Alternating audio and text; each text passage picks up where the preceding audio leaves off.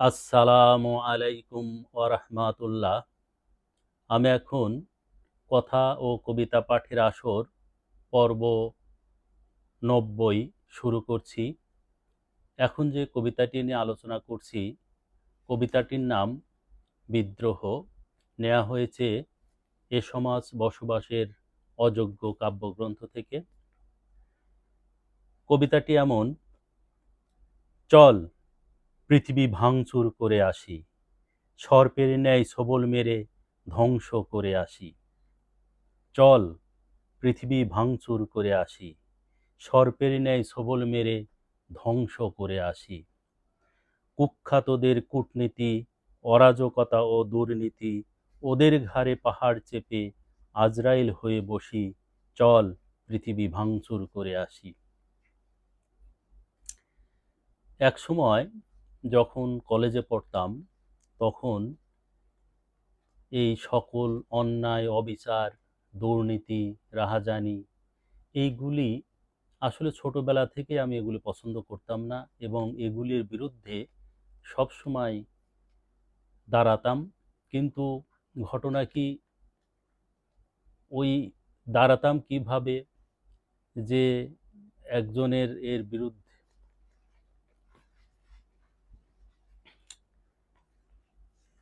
দাঁড়াতাম বলতে এই না যে মারামারি করতাম, কাউকে আঘাত করতাম, তা না।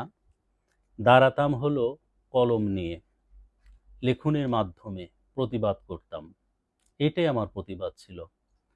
কারণ কোনো অন্যায় আমার ভালো লাগতো না, এখনো ভালো লাগে না। যার ফলে সেই সময় থেকেই আমার ভিতরে এই যে কোনো লেখার মধ্যে বিদ্রোহী ভাব চলে আসে।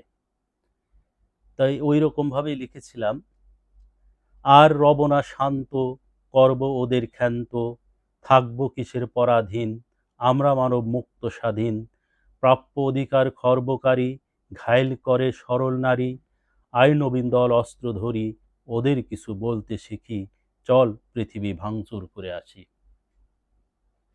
কারণ সকল অন্যায়ের বিরুদ্ধে এই কথাগুলি লেখা, যে কোনো অন্যায়ের বিরুদ্ধে এই কথাগুলি লেখা। মানো, কারণ আগেই বলছি, কোনো রকম অন্যায় আমার ভালো লাগতো না। তাই আমার লেখনের মধ্যে, প্রত্যেকটা প্রায় লেখনের মধ্যেই বিদ্রোহী ভাব জাগ্রত হয়।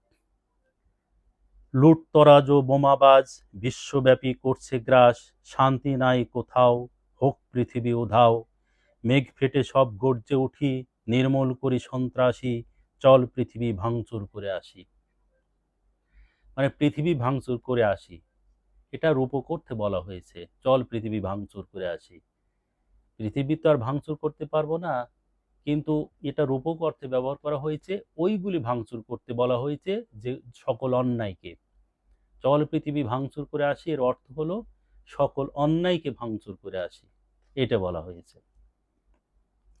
আমরা সুপ্ত নই, লুপ্ত নই, নয়তো চলার ক্ষান্ত, আমরা সূর্য হাসি বিশ্বখচি, জাহান্নামের জ্যান্ত, আমরা খতম করি পতন করি, কবর দেই ভ্রান্ত,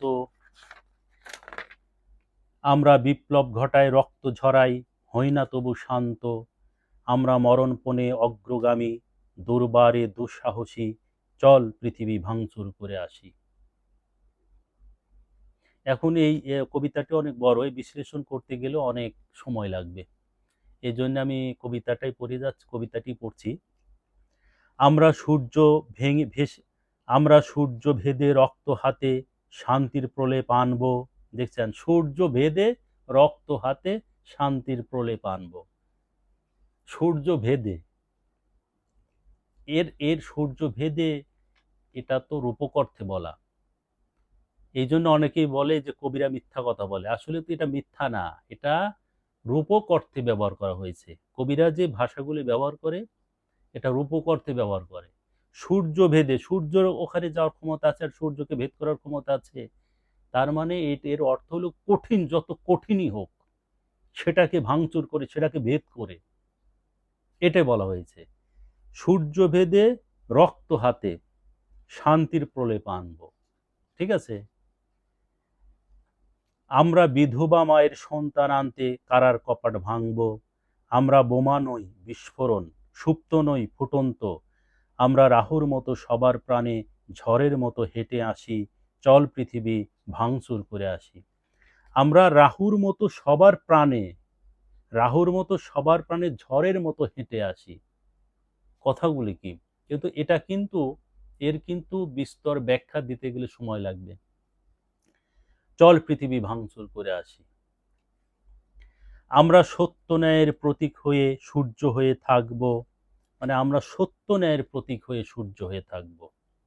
কারণ আমরা অন্যায় অপকর্ম কখনো প্রশ্রয় দেব না, করব তো নাই, কিন্তু প্রশ্রয় দেব না। আমরা সত্য, এই যে বলা হয়েছে, আমরা সত্য ন্যায়ের প্রতীক হয়ে সূর্য হয়ে থাকব।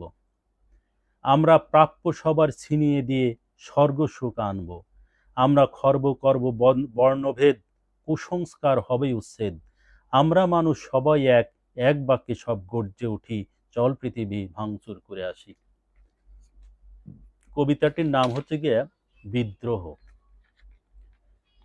আমার আমার এই যে এ সমাজ বসবাসের অযোগ্য, এই কাব্যগ্রন্থটি আমার জীবনের সর্বপ্রথম এইটি প্রকাশ করা হয়েছে। সর্বপ্রথম প্রকাশ হয় এই বইটি, এ সমাজ বসবাসের অযোগ্য, 2007 সালে। কিন্তু এই বইটির যতগুলি কবিতা আছে, প্রত্যেকটা কবিতাই বিদ্রোহী ধরনের। কারণ একটা তরুণ সমাজে, তরুণ বয়সে, যুবক বয়সে এই বইটি লেখা। এই জন্যে এই বইটির সমস্ত লেখাই যেন বিদ্রোহাত্মক ভাবের। অনন্য লেখাও প্রায় ওই রকমই আমার মধ্যে চলে আসে। যাই হোক, আলোচনাটি এখানেই শেষ করছি। আসসালামু আলাইকুম ওয়া রাহমাতুল্লাহ।